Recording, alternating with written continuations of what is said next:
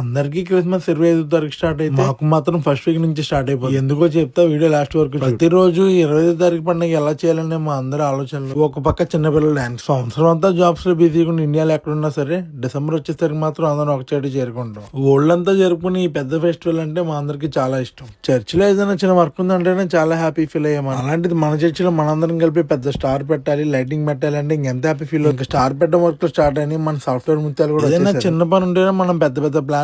అలాంటిది ఇంత పెద్ద క్రిస్మస్ ని నిలబెడుతుందంటే అంటే ఎంత మంది ప్లాన్స్.